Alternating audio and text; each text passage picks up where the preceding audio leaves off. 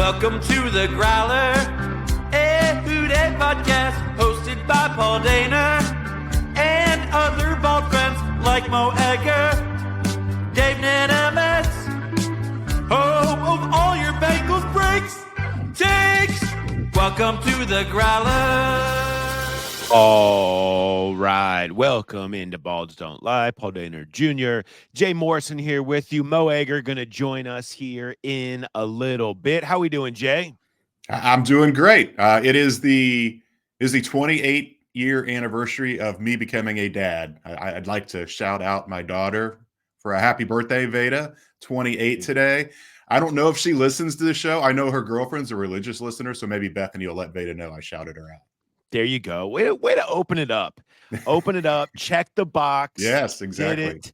Congratulations to you. You raised a great daughter, and a lot of people were betting against that. Let's be honest. Oh, yeah. It was like 2-1. That was the favorite when she was going to turn out awful. All the credit goes to her mom for that one, believe me. That's great. I love it. Happy birthday to Veda on that one. All right, lots we're going to get to in today's show.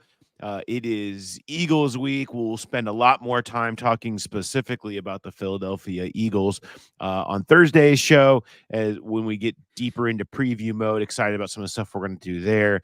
But we want to talk about some of these offenses. We spent a lot of time yesterday with Dan Pitcher and Zach Taylor talking about some of the offensive stuff. Of course, we talked about it in the walkout. We wrote about the general clunkiness is kind of a word that we keep coming up with and using over the last couple of weeks. What is the concern level with that? Well, the concern level for Joe Burrow is not very high, he says, because they're winning. But you can only play offense like that and keep winning, because the biggest reason that everybody was on board with this team coming out of the hole was the fact that the offense had looked so elite and that could carry them. So what is going on there? What changes can be made? We have Growler Bets, big week for the Growler Bet. You guys came through on the Growler Bet involving the evil Ron Torbert. But we didn't have to worry about that because we had winners. Nothing evil about that. We have winners in the Growler Bet. We're going to get to that in a little bit. We have, let's see, I've got multiple ARBIES. I've got to get this traffic situation from Cleveland off my chest, Jay. We're wondering when we're going to talk about. I've got to get it off my chest. That will be coming too. So we've got a lot of different stuff that we want to get to. First of all, shout out, new shirt up at Cincy Shirts. We talked about this. We have a new shirt that says "Talk Trash, Get the Dub" from Jamar Chase. You know, there's two things you want to do in a game: talk trash, get the dubs. That's up. Go to cincyshirts.com. Use GrowlerPod, and you can get 10% off all of your orders there, including anything you need for the whiteout. There's lots of good stuff out there in the all white, which is coming to Sunday's game against the Eagles. Or go get you a Talk Trash, get the dub shirt. You know, get your Jamar Chase quote up. You can find all of those up at cincyshirts.com. Our live show is going to be coming your way. 10 a.m. we are going to start on Sunday at BetMGM, Nation Kitchen and Bar at the Banks. You know the place. It is absolutely awesome. Tim Crumry is going to be our guest. We can talk about his Ring of Honor experience and any number of things with him. He will be hanging out, meet and greet, autograph type stuff going on down there if you want to meet Tim. Or if you want to talk to us, we'll be taking your questions. We'll be going from 10 until 10:45, 11 o'clock, and then we've got to book it over to the stadium. We're starting a little bit closer to kickoff because we didn't want you to have to start drinking too early in the morning. We trust that you like to do that. But we don't want to make you do that. So we got you to 10 a.m. I thought that was a nice compromise on our part. There we'll be giving away some Graders Nation gift cards. Maybe we'll see some Growler Bet winners down there. Come on down to collect. So we hope to see you there. If you want to reserve a table, nationkitchenandbar.com. You can reserve a table for any major event. News, Jay. Really, injury updates is kind of where we start. Geno Stone sounds like not too serious. Certainly not what we thought it would be coming out of that game, but still something that's going to be taking some monitoring here for a little bit. Yeah, it was interesting yesterday. He was in the locker room and some reporters approached him. And, as you said, in the post game, he was walking around. He was walking around the locker room fine. He had a sleeve on it, but it wasn't no brace or anything like that. And he said the air cast, he told the trainers, don't touch it. It hurts too bad. And like, well, if we can't touch it, then we have to air cast it. So that's the whole reason the air cast was on. I think that's why a lot of people thought it was worse than it was. When you see the air cast, you think the worst. But Zach sounded optimistic about him. He said he's going to be really sore this week, but he sounded optimistic as though he might have a chance to play this week. Things are a little murkier with Orlando Brown Jr. Yeah, or Orlando has a calf strain with reports of tennis leg. Jay, have you ever had tennis leg? No, I've played tennis, but I've never had tennis leg. I had to kind of look into what exactly is going on with this tennis leg. Basically, let's just start with calf strain, right? It's just a variation of calf strain. Bengals fans very familiar with calf strain. Yes. And so it's like the calf, but connected to the knee. It's all connected. Lower extremity injury. We know the possibility of these things being repeated and lingering through a season. So you want to try to get Orlando Brown all the way back. The day-to-day, still keeping hope. Zach Taylor specifically calling him going to be questionable this week.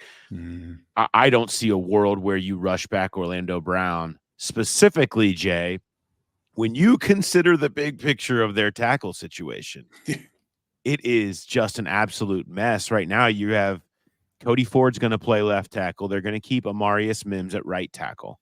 They're not going to try to switch him over to the left and make two moves for one issue. They're going to put Cody Ford in at left right now. They need them both to stay healthy, at least until Orlando gets back, because after that, you've got Andrew Stuber, who they picked up off the Falcons practice squad.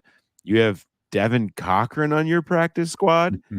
And then you have to start looking around the league, and it's just not pretty out there, as you might imagine this time of year.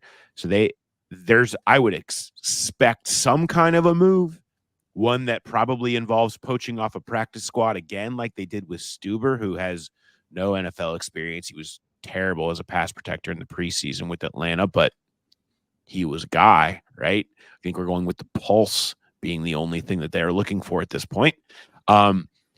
There are some options, but they're going to have to consider what they can find out there on these other teams' practice squads, specifically of the veteran type that have some starting experience. You're just looking for somebody with some skins on the wall that wouldn't go out there and not know what's going on. Yeah, and I mean, you talked about it, that they thought Stuber was the best option 2 weeks ago when they lost Jackson Kirkland in the Carolina game. And the other thing is, even if Orlando Brown has to miss multiple games, say it's 2 or 3 before you feel really good about bringing him back. I mean, how long is it going to take a guy to come in here and get up to speed, even if it is a veteran that's got skins on the wall and knows how to play in the league, to learn this scheme and to feel really comfortable about? Now, you may not need him. I mean, maybe Cody Ford and Amarius Mims stay healthy for the next 3 games, but you need that contingency plan. And it's just, there's not a lot out there, especially when you look at it through the light of, they thought Andrew Stuber was the best available a couple of weeks ago when they went and got him after the Kirkland injury. Yeah.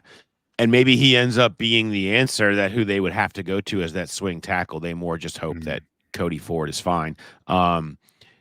Here's a few names out there, when you scan the practice squads, because there's a lot of names. You might see some names of guys that aren't even on teams. Remember, a lot of these guys had injuries. A lot of these guys are older and probably just thinking they're just hanging it up. So there's not good tackles that want to play just sitting out there. Okay, that's not part of this.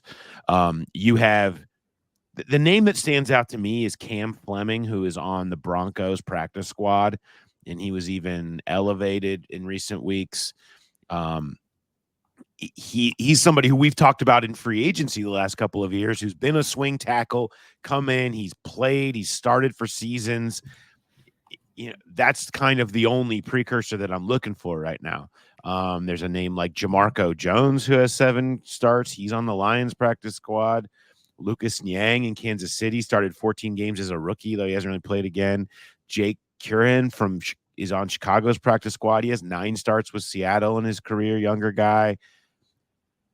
Jackson Carman is out there on the Ron Torbert music. Would they go there?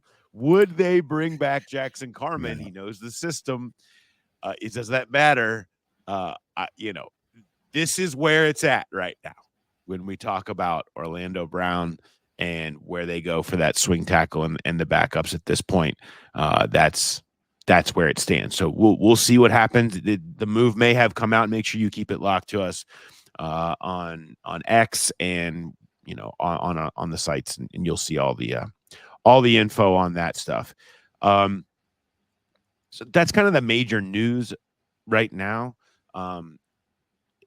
A lot of everywhere else that we're talking about right now is going to be about this team's offense, and that's partially about an offensive line that really has played fairly well. And that's the thing about the Orlando Brown injury is, we wrote a couple weeks ago, he made a change in his stance. He really was incredibly focused this offseason, and everybody really liked the direction his game was going, and he was playing some of the best football of his career. And a big part of why this offense was doing so well. So without him, and the drop-off is significant to Cody Ford when you talk about they had the plan in place with Trent Brown, and he's out for the year. I mean, there's 7 guys on their IR right now, and 3 of them are offensive tackles. You go back to Deontay Smith, Kirkland, who played well in camp, kicking out to tackle, something he'd done in college. It's just, they really felt good about the way that line is playing. And now you have a little bit of a wild card in the mix with how much Cody Ford will be exposed, even though he, that by all accounts, they didn't think he played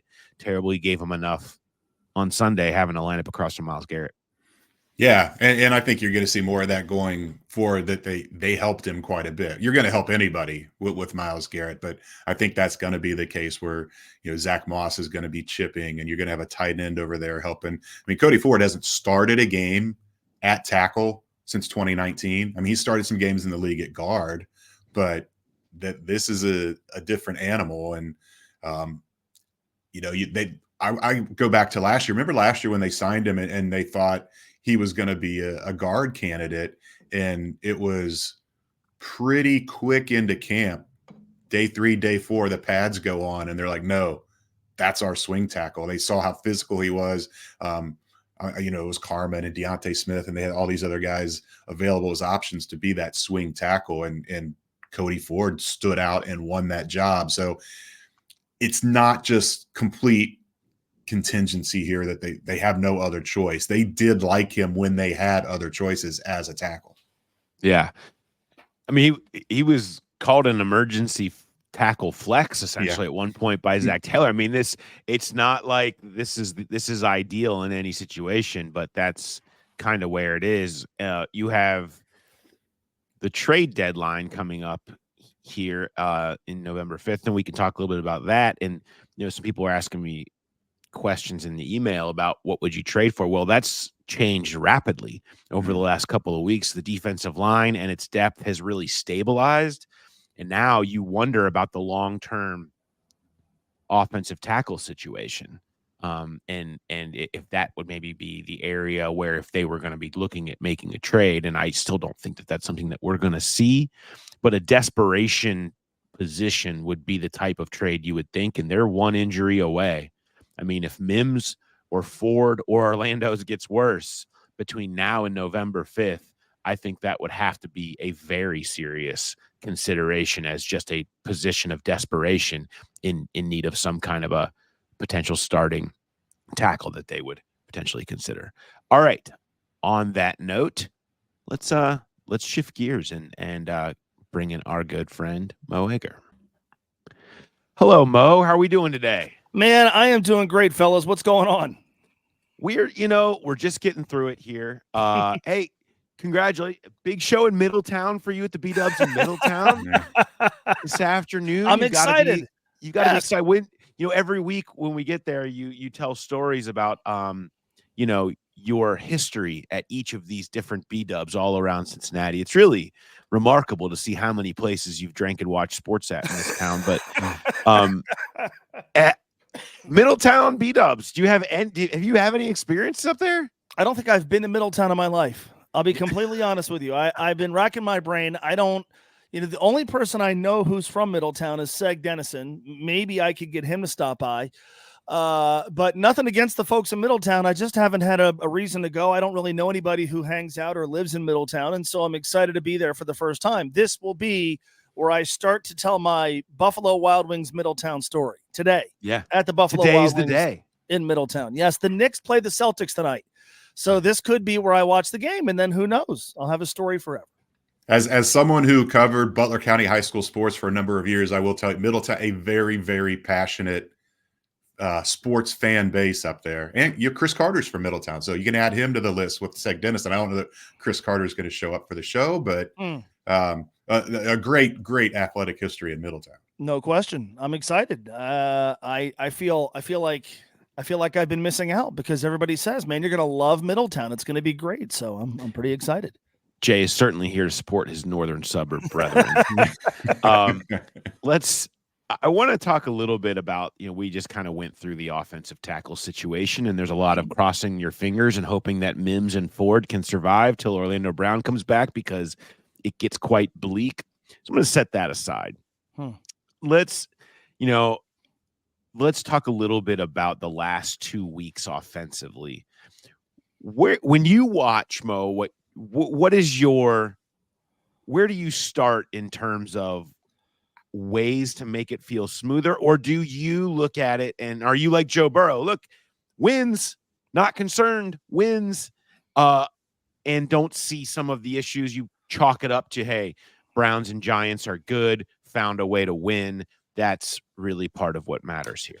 So I sort of settle on there being multiple truths, man. I would rather talk about this stuff in the aftermath of wins than trying to figure out how they could salvage things after losses. So the good news is, 2 weeks ago, we were talking about how they were wasting this great offense and boy, this defense is terrible. And since then if they haven't pulled themselves off the mat, they're at least sitting up. So that's good. What I come back to, you and I use the same word, clunky. Yeah. Right? Mm-hmm.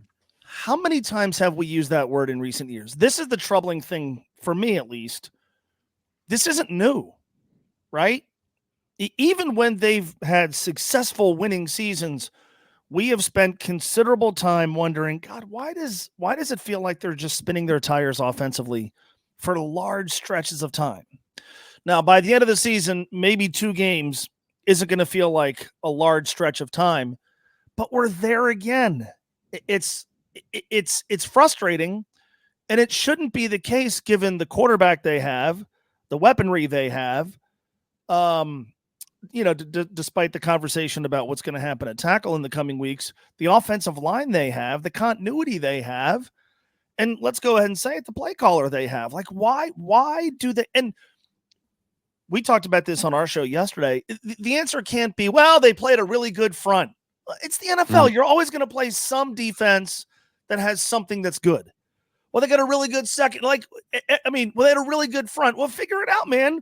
If this team's going to win a championship, which is what we went into the season talking about, then you're going to have to figure out a way to beat fronts better than the Giants and the Browns, or at least as good. So that's what I keep coming back to, the frustration of we're here again. Now, we're here again after 2 wins, which is awesome, and the team deserves credit for it. And it's not like the offense has been a total zero, but they're still spinning their tires in the mud offensively. They weren't early in the season. We know what this offense could look like. We saw it just 2 weeks ago. We know how explosive they can be. We know how difficult they can be to defend. So I start there. Then I think about what I'm watching, which feels like they're having a hard time getting guys open. It's not as downfield as we would like. And then I look at a guy who dressed on Sunday, Jermaine Burton. And this might be really stupid. Trust me. I come up with a lot of really stupid ideas. But I'm watching this going like, all right, Andre Yoshivas, 2-time Mo Egger Award winner, has kind of disappeared. Maybe that's just part of the growing pains of the NFL. They dressed this dude who they took in the 3rd round of the draft. He got in on the kneel downs. I don't know how he graded on those kneel downs, but he didn't screw it up. And I go, okay, can we just put him on the field 4 or 5 times a game and tell him, Jermaine, run straight? They did it once. They did it against Kansas City. Jermaine, run straight. And if you're there and if you're open, we're going to get it to you. And if you're not, you're at least going to take a guy with you and clear up some traffic for all these other dudes. Again, that is a very overly simplistic sort of guy who's only called plays playing video games sort of take. But from the standpoint of trying to fix it, I can't help but wonder if it's time to break the seal on a guy who I think they would acknowledge athletically could at least do that, run straight and take a guy with him. And if he takes a guy with him, maybe that clears things up just a little bit. If that's not the solution, I'm game for what is. But regardless, it's really frustrating, despite the 2 victories, that yet again, we're talking about how the offense is clunky and how they go large stretches of time just being really, really quiet. Yeah, with Burton, I mean, Zach said it's not the case, but you almost wonder if a message is being sent. But by one, having him inactive last week, and then this week only putting him in on kneel downs. But to your point on the answer for this offense, I wonder, because Paul wrote about this, about how much they're experimenting, and is this a good idea? Because it feels like, okay, the Giants, they get a lead, they've got some leeway to play with. Same with the you get the 100-yard return against Cleveland.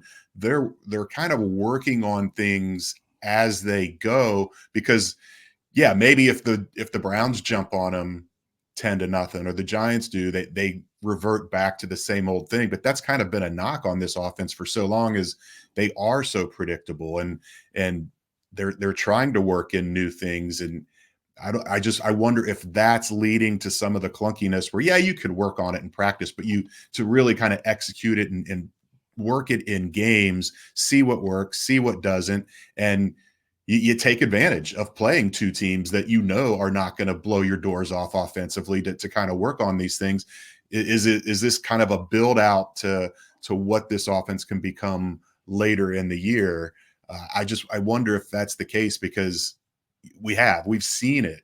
Baltimore's got a really good defense, and they put up a ton of points against them. And part of that was because they had to. They were playing from behind most of that game, and it was just let Burrow go back, let it rip like he always has. And it just feels like this is kind of a feeling out period, and maybe a 2-week period. Now you go against a quality offense at times in the Eagles, and they can kind of mix in what they found worked the last 2 weeks with what they know has worked from earlier in the season and from past seasons. Well, I was asking Zach Taylor yesterday specifically, and I was like, and he kind of pointed out and said, "Oh, you don't want us to focus on T and Jamar." But my point was, I felt like the biggest thing that we spent the first month of the season talking about was how much usage of the other players had elevated the entire operation. And it feels like in recent weeks, they've gone away from that, where so much of what they've done has been based around getting T and Jamar into one-on-ones, getting those guys fed. And they're crushing it. Like, obviously, they're awesome. But, it felt like so much of what was making them great was the fact that there was much more accounting needing to be done for the running game, needing to be done for the tight ends that were making plays, needing to be done for wide receiver 3, which was largely Andre Yosevich, who had his moments. And it felt like a lot of it came off of that. And in recent weeks, it's felt like a lot of feed Jamar and T, and the rest is just kind of there. They're still a good off. I mean, they're still they're 6th in EPA per play. They're top quarter of the league in all of your major metrics offensively. And they've played a wide variety of good and bad defenses. So I still think that's who they are. And Burrow's still playing great.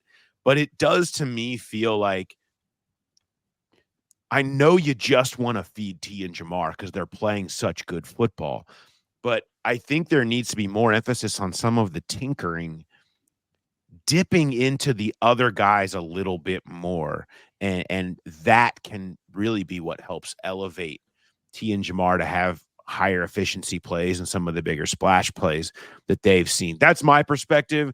And I'd be the one that they'd be like, "Oh, what is this, a damn decoy offense, Jay Gruden? Like, you don't throw to AJ's the plan." I'm fired, right? And I'm over here like saying crazy stuff with his brother on Twitter and TikTok. But I just, that's to me my view of, I feel like they've gotten a little too far away from how much involving everybody was helping the offense.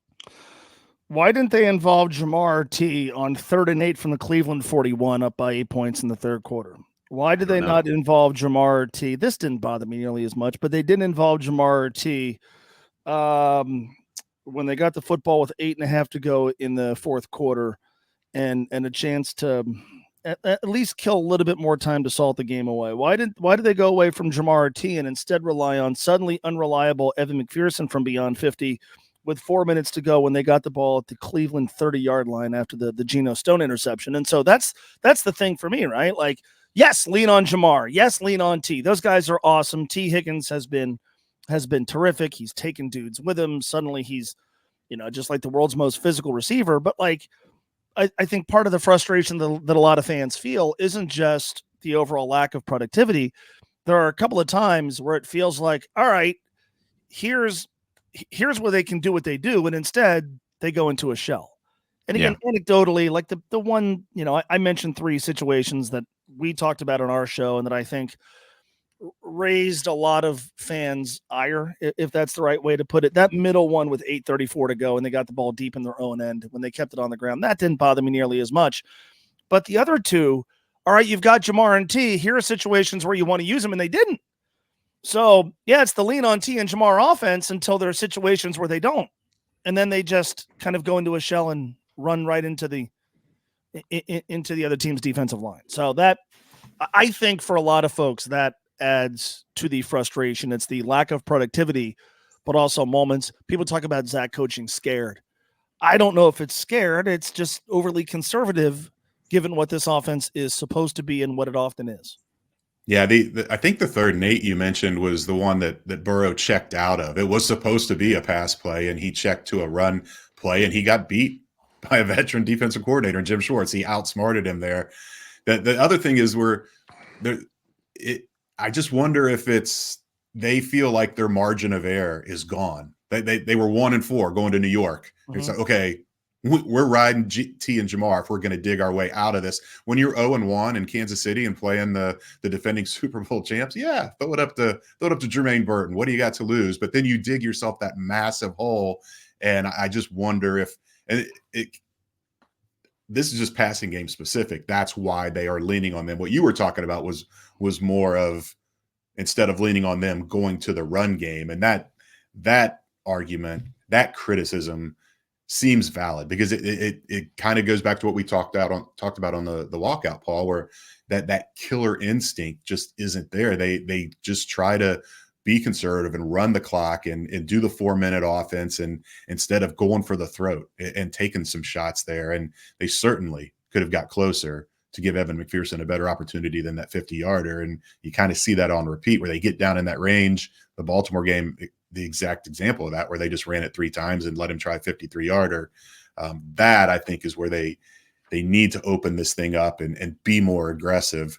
But with what Paul's talking about, with the other weapons on in the receiving game not being involved, I wonder if that's the thought process there is, we're going to rely on our 2 big studs and get ourselves out of this, try to get back to 500, then start opening it up to a more well-rounded offense. Well, and I think that's kind of the idea of the game plan in general the last 2 weeks is Daniel Jones sucks. Deshaun Watson's Browns offense sucks. T and Jamar are good. That should be enough, right? Let's not screw it up with turnovers and dumb things.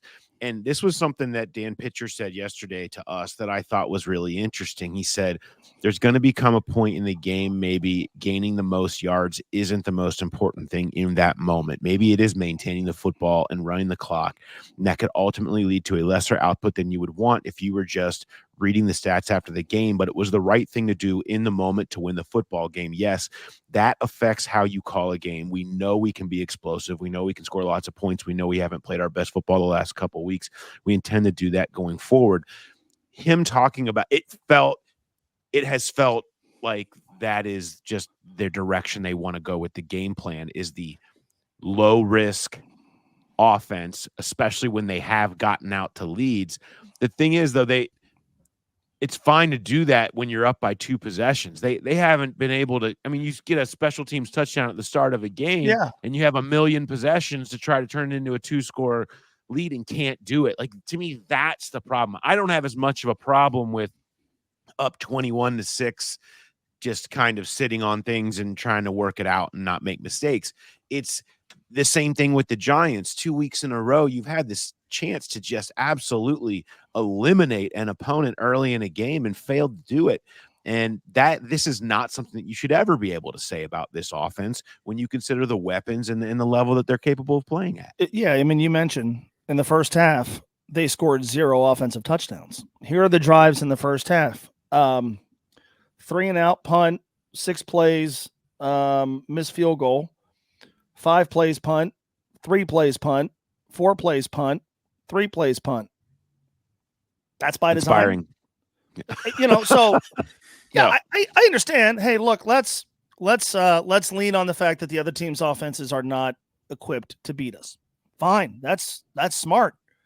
But the execution of that plan has to be better than punt, miss field goal, punt, punt, punt. Punt. I missed a punt. No doubt. I mean, there's no doubt. Look, that's the lull. That's the lull that we've been talking about for a while now, that this offense, as well equipped as it is, and as much as, again, everything you just said coming from Dan Pitcher makes sense, but you've got to be more productive than that. I mean, do we want to go back and play that game if Charlie Jones doesn't bring the opening kickoff back for a score? And let's say that's a touchback. Do we want to go back? I mean, the special teams bailed them out. They were winning at the half because of a missed PAT and because Charlie Jones on special teams. So sure, strategically fine, but there has to be production better than. You want me to read it again? No. Yeah. Dude, actually, I liked it. It was good. Punt, good for effect. Missed field goal, punt, punt, punt, punt, punt. There's so many damn punts.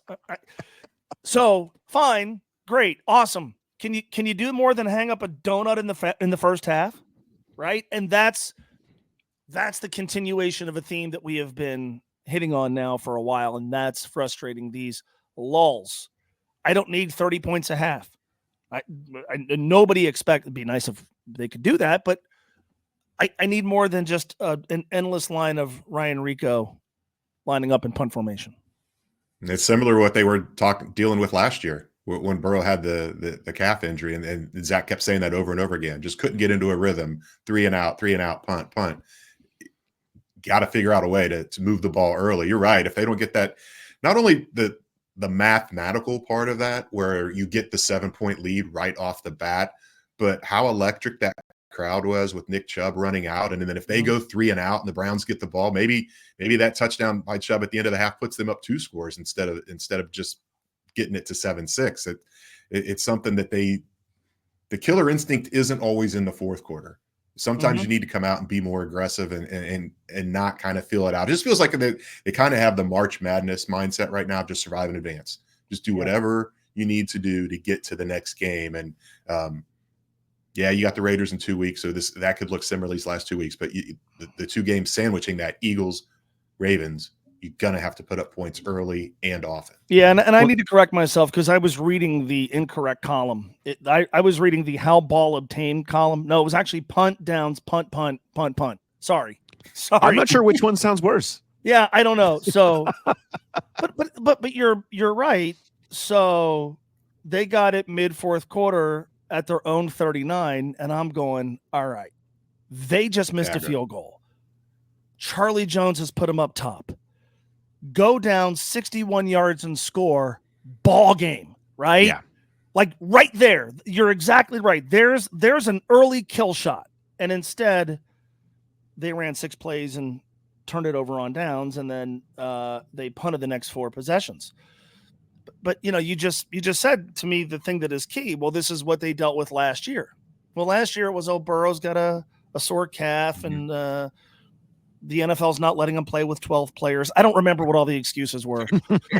But we're revisiting a familiar theme, and that I think for me, and I think I would speak for a lot of fans, is frustrating and I think troubling. Well, and to me, when we talk about the lack of rhythm and the lack of establishing, the first down and all these things that we hear them talk about all the time, to me, that is the part that falls squarely on the play caller and your offensive staff. Like it is on you guys to find rhythm plays, find plays And you can't always anticipate what the opponent is going to do, but that's part of your job, to anticipate what you think they're going to do, or have something that can be generally able to take on whatever they do, something that you do well, something that you love, stuff that can get you into rhythm. Get those rhythm plays to work consistently and see that. And it just feels like that's something, we had a long time where like the scripted plays never worked. And then we had a long run where like the scripted plays always worked for the Bengals. It was Jays had sad stats, and then they were good stats at the beginning of games. They feel like they go through these weird rhythms where they have these struggles early, and then sometimes they figure it out. Whatever it is, if it is rhythm early in games, then there needs to be more hands on deck or more mind power being used towards, hey, let's think about ways to find rhythm early in these games, if that's really what is such a big part of this, because obviously they're not setting them up for that. And maybe that is, involving some other players. Maybe it's just throwing it more. Maybe it's just shove it into Jamar. I don't know what it is, but it's certainly something that we're going to be monitoring over the next couple of weeks, and specifically this week against a Philly defense that's more middle of the road. And we're not talking about, one of these great defenses, but they're no slouch. So Jay, you're the king of research, and maybe the answer is just a few weeks ago, and I'm forgetting. When's the last time the Bengals went into the second quarter with a 14-0 lead? And how many times has that happened? Let's just say over the last 3 seasons. How many times have the Bengals gone into the second quarter up 10-0, much less 14-0? I am going to guess, and I know this is easy to look up. I guess I could do it, but I'm going to guess the answer isn't that many, right? I mean, it doesn't feel like there's often and look, I'm sure a lot of NFL teams can use the first quarter to feel out the opponent, but man, wouldn't it just be kind of cool for once? They score in their first 2 drives, they get a couple of stops, and you know what? The other team's now got to play catch up over the next 45 minutes. I know I'm overly simplifying it, but it just feels like there haven't been that many instances, and maybe there have been, and I have totally forgotten. It just feels like there haven't been many instances where they have come out with their foot on the gas. The defense is doing its part, and we go to the second quarter. It's 14-0 Cincinnati, and they're threatening to blow the doors off this team. I would like to see that happen once. Maybe we can come up with another giveaway. I don't know. If the Bengals score in their first 2 possessions, we give away, I don't know, homeowners insurance policies. I don't know why that popped into my head, but I would love to see this team deliver an early kill shot, especially on the road, right? Especially on the road where you could take the crowd out of the game. And especially, like, you could say, well, Daniel Jones is terrible and Deshaun Watson's not very good. Awesome. Well, you know how you make them worse? Force them to come from behind against you. So that to me is, I want to see, for this Sunday, I want to see the Bengals at 1:35. I want it to be 14-0 Cincinnati, and then I'll feel good. 10-0 at Arizona last year was the last time they had a double-digit lead going into the second quarter. Wow. Okay. Last year against Buffalo was the last time they even scored double digits in the first quarter. Wow. Wow. So, yeah, like, there's the project for this, Project 14-0. Okay, in honor of Pete Rose. Project 14-0. Let's go up 14-0, and then the defense and the special teams have to do their job. But like, on Sunday, midway through the first quarter, I'm like, all right, Charlie Jones has put them on top. They've missed a field goal. Let's go. And instead, and I think there was a penalty on that drive, but instead, non-productivity. And at halftime, you feel pretty underwhelmed and you're a bit apprehensive because this game, maybe they missed a chance to deliver an early blow and didn't. Fortunately, they did win, but I would just like once for this team to get off to a hot start and make the other team play catch up. Well, Mo, I appreciate your time coming on here. Were you able to properly celebrate it as a win? I know there was some consternation amongst fans about this win, and I get it. And we all kind of went there of, oh, I wanted this to look prettier. Was it? Were the airwaves as negative as the Bird app as you did the Tony and Mo football show? So here's the thing, like, they say social media is not real life. On social media, there's no room for threading the proverbial needle, if you will, right? There's no room for middle ground, nuance, weighing both sides. it was either the worst game the Bengals have ever played, and it shouldn't count as a win, or this team won and nothing else matters. Don't even talk about the game. And in real life, everybody that I have talked to has sort of acknowledged great win, not a great performance. And it's okay to say those things. I'm not in the business of telling other people how to behave or how to act, or as we say, how to fan. What I cannot relate to is your team wins and I'm deeply unhappy. I can understand your team wins and God, I'm a little bit concerned. But hey, my team won, and that's like if that's I can't relate to that.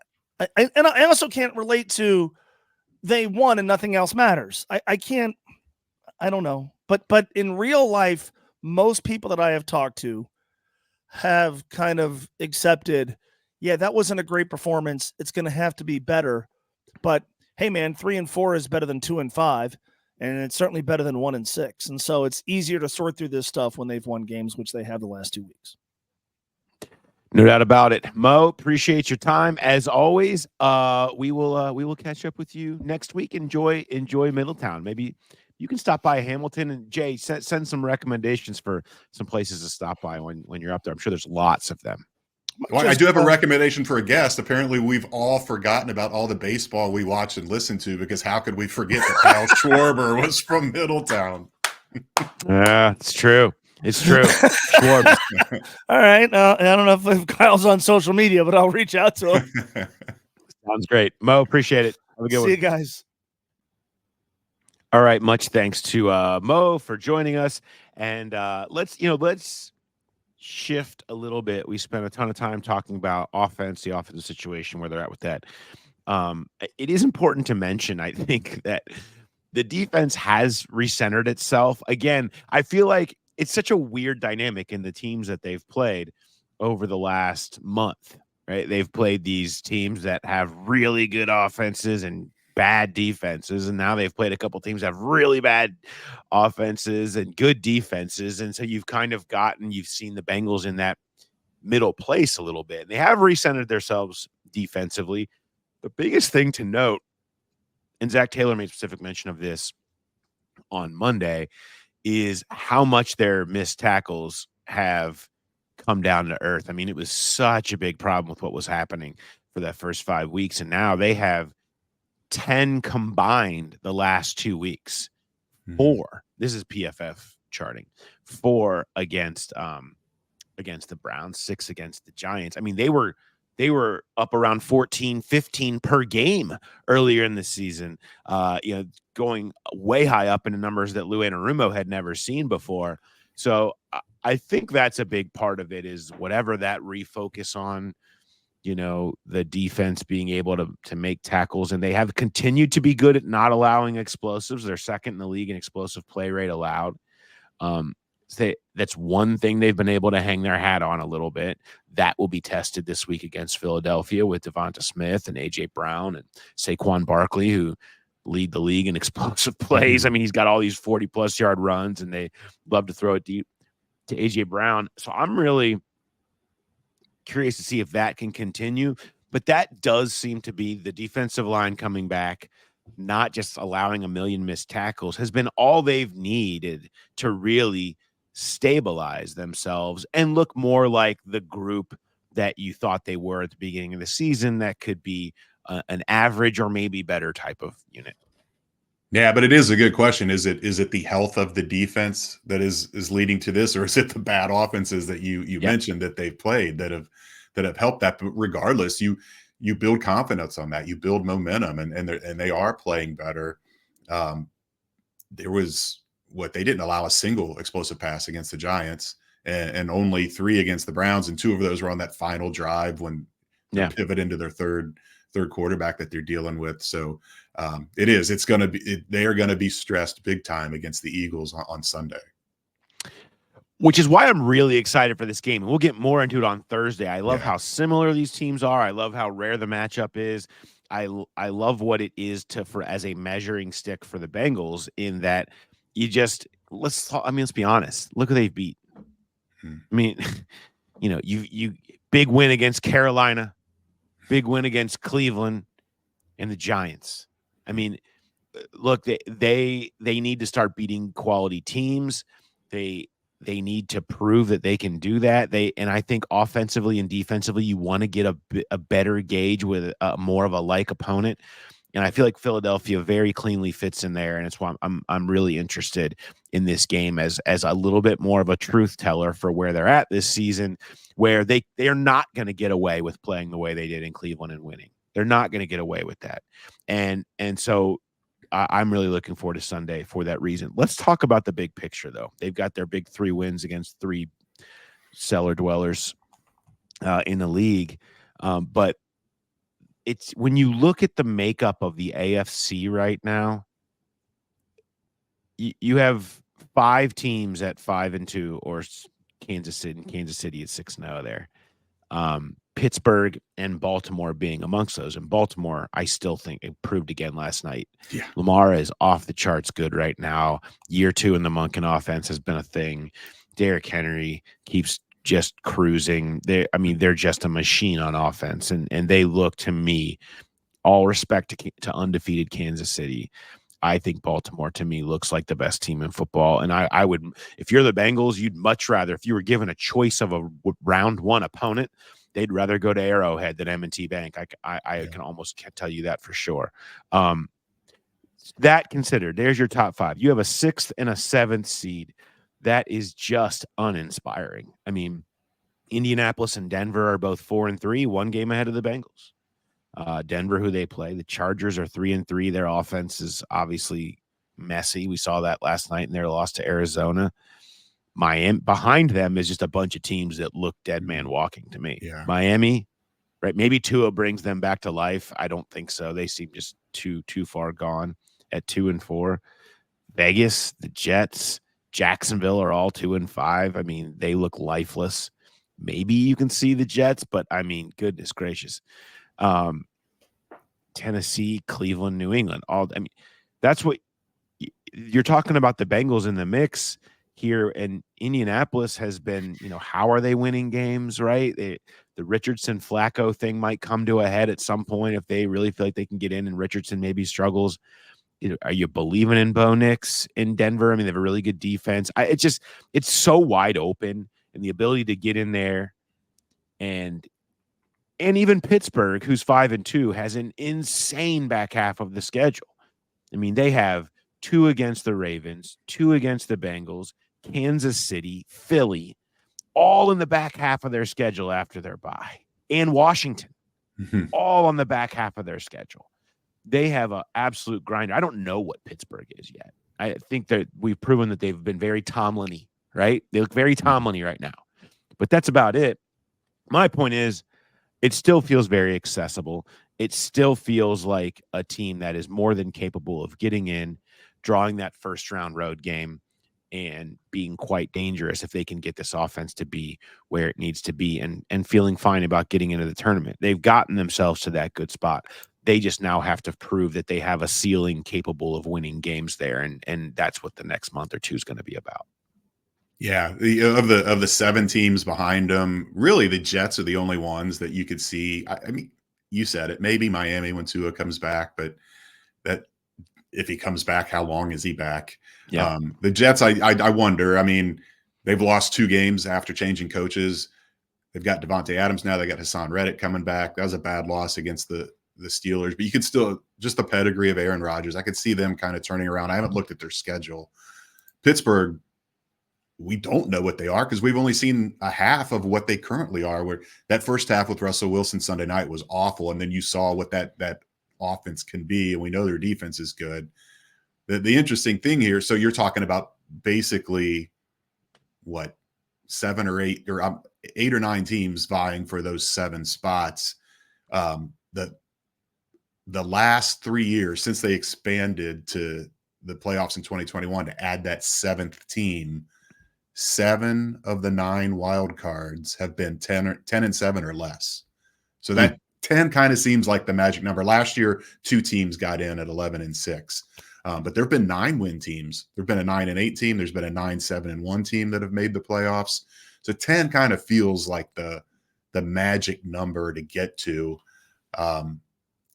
the thing about the Philly game, and nobody wants to hear it because it would be so huge to win that game, get to 4-4. You feel good about beating the Raiders to go to 5-4, and then you take that to Baltimore for a huge Thursday night game.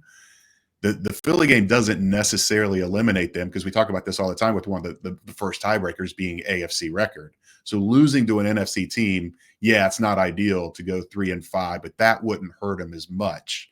I don't think they're dead in the water if they lose that game. Now, if they get their doors blown off, and then all these questions start coming in about, okay, you can beat the bad teams, you can't beat the quality teams. But winning that game to get to 4-4 really could, I mean, that'd be 3 in a row, 4 out of 5. Then you really feel good about their chances of getting to 10. And it does. It feels like, it always has felt like that's the number, where 10 almost assures you of a spot in the postseason. And I mean, 7-3 is not a ridiculous thing to ask. They've gotten themselves back into this picture. Mm-hmm. They've gotten themselves back to this spot. But the question is, you know, what can they do with it? You know, I think we can all admit that they are a team that should very easily be capable of getting to 10 wins, of getting into the playoffs and sneaking in. That's not what this season was about. Mm-hmm. You know, this season is about a team that's all in to try to win a Super Bowl. Burrow, Higgins, Chase together, like potentially for the last dance with those three. All of, you know, just so much about this roster that feels like this can be such a year, and it was built up that way for good reason. You know, you can't just be thinking, oh, if they can just sneak on in and be trouble. I mean, they need to get their game to a level that strikes fear into whoever they're playing and feel confident going into Buffalo, Baltimore, Houston, Kansas City, any of these places that more than likely, because I don't think they're chasing down the Ravens unless something happens to Lamar, more than likely you're going to have to be a road Warriors again in the postseason. And not that it's impossible, but it's a tough you know, path to chart. All right. That's kind of where things stand. Again, we'll get much more into the Philly game when we get to the Thursday show, and talk a little bit more specifically about that. We've got a lot of fun stuff that we want to get to. First of all, let's recap some Growler Bet. The Growler Bet was fun. So the Growler Bet was fun. We had the Ron Torbert game. Ron Torbert descended upon us. And with the Ron Torbert game, penalty yards in the game, it ended up being, we ended up with 13 for 117, 13 flags for 117 yards. Ended up being the final number. You guys came through with some great submissions. I want to start with one from Corey Ryan. I'm Ron Torbert, as a shout out to Anchorman and Ron Burgundy. Well done on that one. We had a song submission from Brian with the Ghostbusters theme. I'm going to do it because I didn't sing the other week. You know, I don't like to do this, but I'm going to do it here. An invisible hold in the Super Bowl. Who's got that call?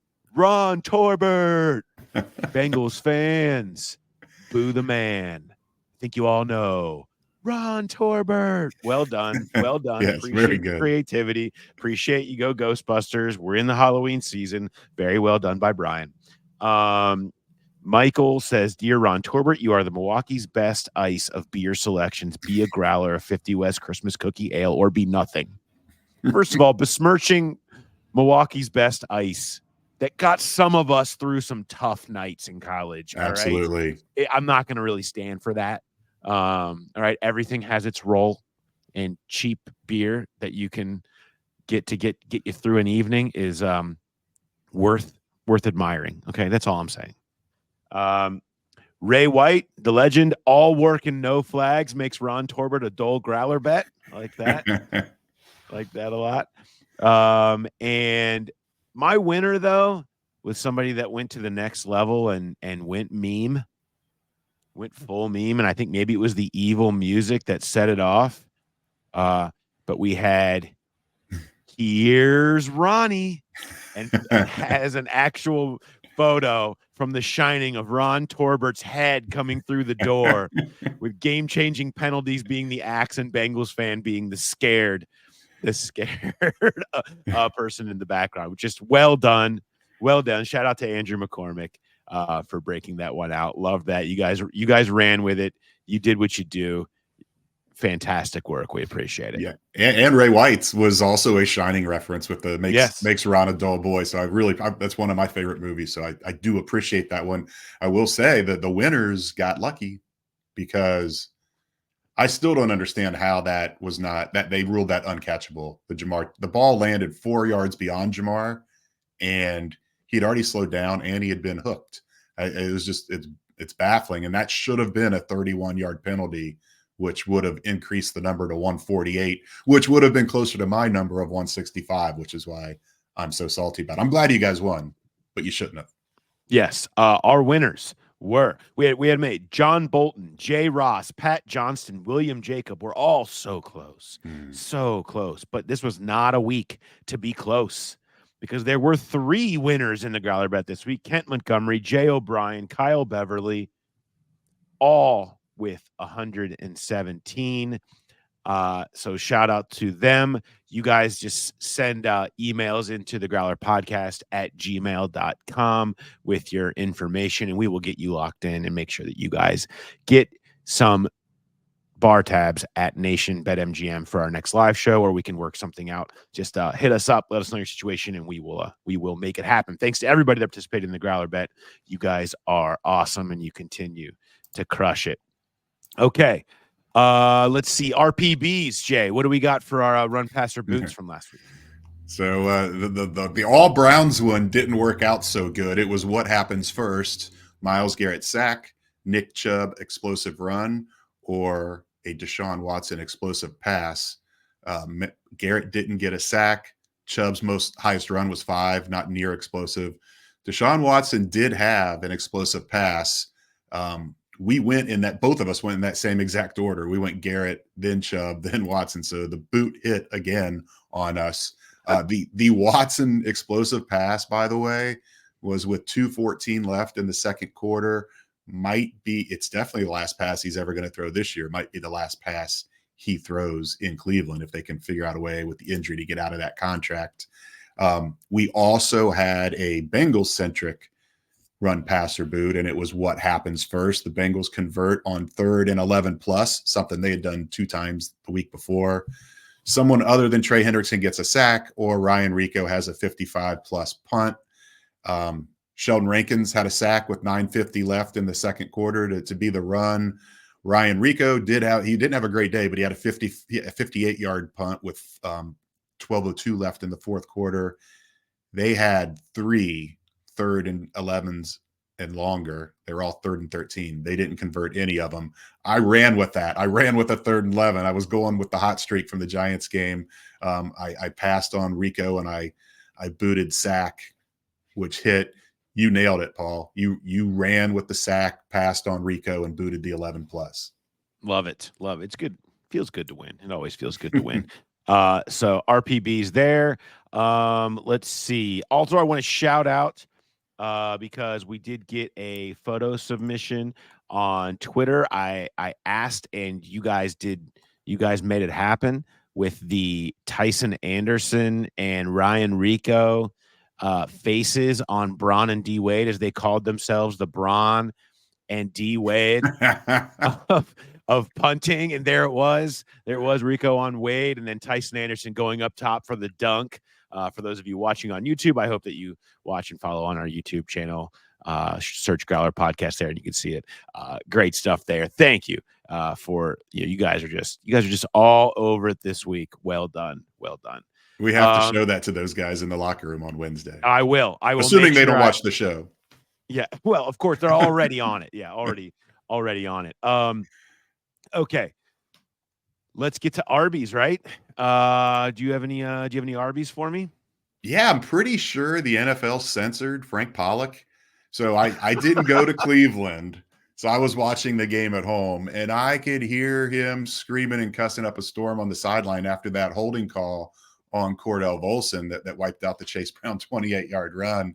And I don't think it was possible to completely cut him out, but it doesn't sound the same when you go back and watch it on the NFL Premium, the actual game broadcast. You can hear a very loud "that's BS" from Frank in there, but it kind of fizzles out after that. He went after him for a long time. I thought that was amusing that would be something that they would edit and tamp down a little bit. It's something that those mics are so strong. They do it all the time. The broadcast will catch F-bombs and stuff coming from the crowd. I wonder how often they do have to do that, to go in and edit that stuff out when they put it up on NFL Premium for people to go back and rewatch. He was very mad about the Cordell Volson hold, which was a huge play in Yes. that game, and one that, Cordell didn't quite understand, and Zach Taylor kind of called it like, that's one of those that can maybe kind of go either way. As JOK kind of reached his arm out to try to sell it like he was trying to get out there. The thing that stood out to me when you go and rewatch it is JOK doesn't get up looking for a flag or even turning his head around. He is running down towards the next play where he think is down there, because he just thinks, well, I just got planted in there. That was all there was to it. Not even realizing that apparently he'd been, because almost any time a guy gets held, the first thing they do, especially when a play is long past them, is turn around, look for a flag, put their arms up in the air, something like that. Nothing like that came from JOK. And Cordell certainly didn't think that he had done anything wrong. It's, if you're looking at an angle and you saw a hand slightly on the outside as he was planting them, and then JOK puts his arm out, maybe that's what sells it. But it's easy to understand why the frustration would be there. Also, if you want to go watch the punts and watch them just tackle Mumajong Meta a couple of times on what basically would have been first downs that would have continued drives. There were more than a few penalties, certainly, that didn't go the Bengals' way, but still 10 for 80 for the Browns, 3 for 37 for the Bengals. So Torbert might have gotten his claws more into Cleveland a little bit more than the Bengals, but some of them, the DPI, the uncatchable, which showed up again last night. I hadn't seen uncatchable in forever, and yet here it was twice in one weekend, as it was a critical play in that Chargers game where we saw that also an uncatchable be dropped in there, and it was a part of a pool report. So that's good. There was also a phantom holding call in that Baltimore Tampa Bay game, way worse than the two on Volson. I have no idea what it was. Almost a matter of, did they call the wrong number, because the guy did absolutely nothing wrong. And the Ravens scored on that play. It was a 15-yard play that got wiped out by the holding play. All they do is back it up 10 yards and then throw a 25-yard touchdown on the very next play. Kind of a contrast to what the Bengals were able to do, because that 28-yard run by Chase Brown wiped out, and it just derailed the entire drive. Yeah, well, you've got to be able to overcome it, right? That's a big part of it. Okay, I have two ARBIES this week. My first one is, so for those of you that remember, last week there was a photo in the elevators. We got stuck. We were not stuck. We were in a very, very crowded elevator trying to get down to field level after the game. And James Rapine took a photo that ended up kind of catching some steam. Memes were created of it. I stuck my tongue out. Trags was really just beside himself in frustration. There was a woman in the Eli Manning in the jersey in the back that was having none of it. A lot was happening. It became kind of a little bit of a mini thing, if you will, on the internet. Well, so we go to get in the elevator again. This time it's myself and James and I believe Reagan and Gabby from Fox 19, a smaller contingent this time. And we're thinking, okay, no worries this time. We're on the press elevator, go down to the field. We're not going to have to worry about things that happened last week. And all of a sudden it stops. The door opens, and who comes in but Governor Mike DeWine and his entourage. And they come in, and James and I kind of look at each other like, should we recreate the photo? Do I pull it up? Do I have to stick and it was like really a moment. I was like, oh, my gut was against it. I felt like professionalism would need to be a little bit stronger here with the governor here in tow. I don't want to have to stick my tongue out. What is his security going to react to if a camera comes out? Is he going to take it out of my taxes? Will the police get involved? I was just really kind of concerned on a number of different levels. So my gut was to not do it. And I had regrets afterwards as DeWine goes off and off they go. And I was like, maybe we shouldn't get political this time of year. Yeah, there was a lot going on. I still had regrets. I'm not sure if I wish we would have done it. Maybe I wouldn't still be doing this podcast if we had taken the photo. But man, these elevators are becoming a thing. They're becoming a thing right now. It's a trend. Two in a row with the elevators. I think you could have got away with a photo. If it's a sports, it's a Bengal player, NFL player, that's one thing. But a political figure, I feel like that's free game to take a photo and not have it be considered not professional. You could. I don't know. I don't think I'd have been willing to do it. I certainly would have been less interested in posting it. I have to stick my tongue out. I already looked stupid enough last week sticking my tongue out in that dumb photo. I still don't know why I did that other than just trying to be stupid. And now I'm having to do that with the governor next to me. It's just a tough spot to be in. So we'll see what happens this week at Paycor Stadium. The other one is the one that I mentioned the other day. I think I honestly, Jay, I don't know what kind of blood pressure levels I'm going to get to having to retell this story. I thought that I had really calmed down and put it behind me until I was walking into the stadium with Joe Daneman, who didn't go to Cleveland, and had to kind of retell him because he hadn't heard what happened, and it got me going all over again. Here's the basics of it. I've never seen anything. I've been going to Cleveland for over a decade. I mean, we've covered a million games up there. Never in my life have I experienced what we went through. For some reason, unbeknownst to any of us and unknown by any of us, they closed down every pathway into downtown towards the stadium at 10 a.m. All of a sudden, whether you're on the highway trying to take an exit, whether you're downtown trying to take any road that goes down towards the stadium, you are blocked off. There it is closed. You can't get there. So I'm with Richard Skinner. Skinny and I are in the car. We left our hotel in the Akron area, half-hour drive at 9:45, thinking nice, easy, take it easy, get there early. We did not walk into the press box until 11:45, 2 hours later, and we were not alone. The entire Bengals media was essentially circling the city of Cleveland, trying to figure out any way to get to the media lot, which is on the lake side of the stadium, which right between where the lake and the stadium are. There's not a ton of space down there.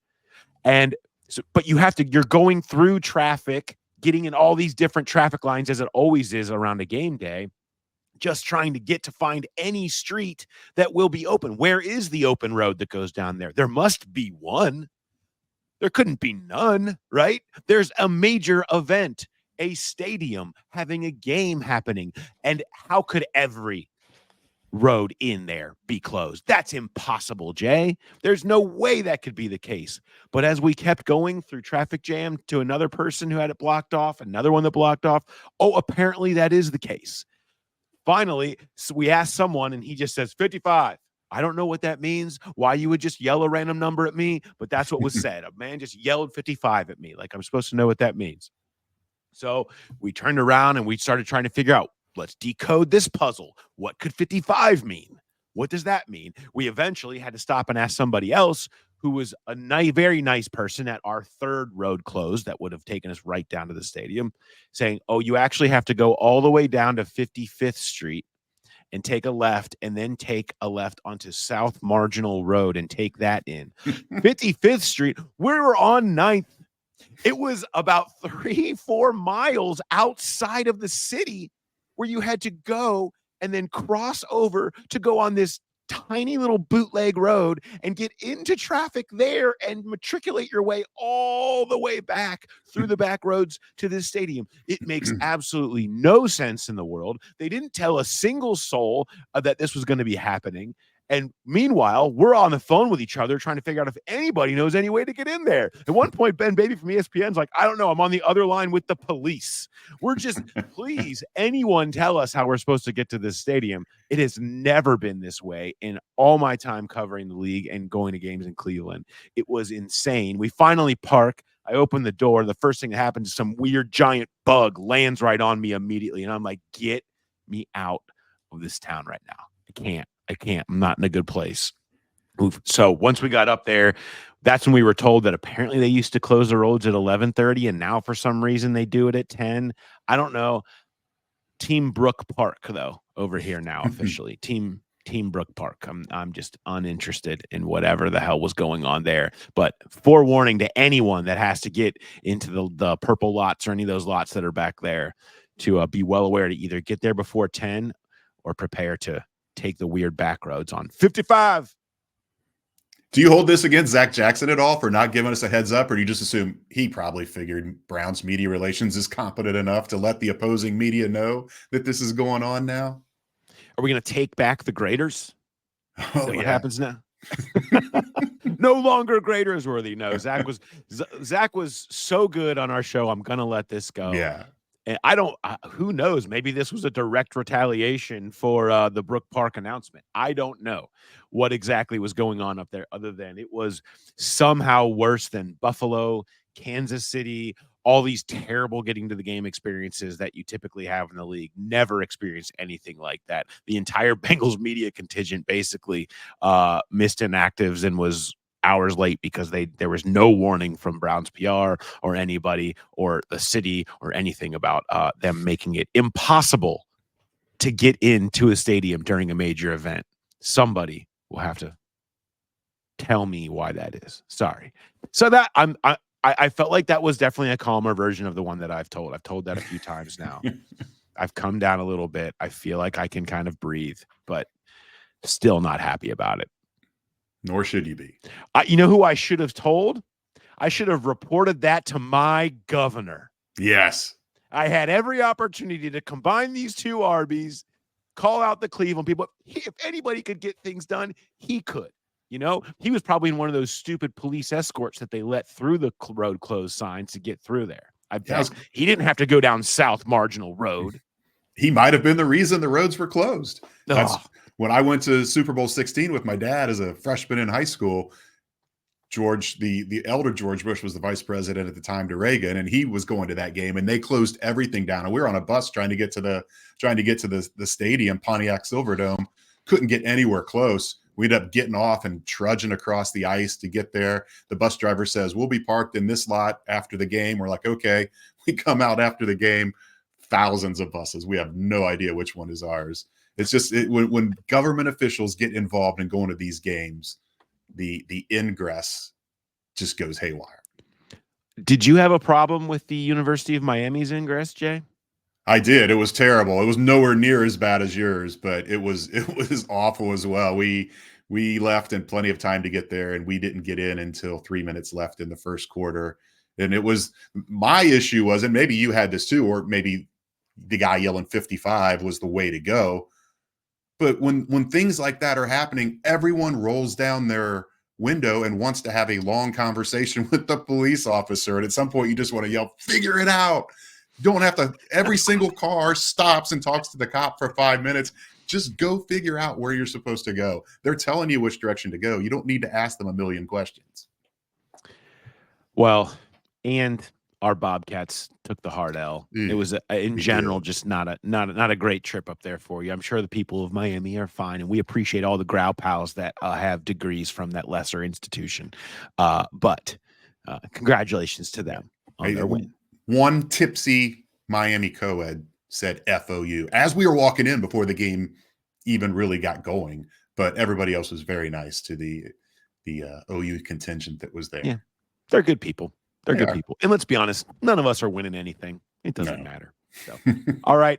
Thanks everybody for listening. We will be back on Thursday with PD and J, and we'll take a much deeper look at Bengals Eagles.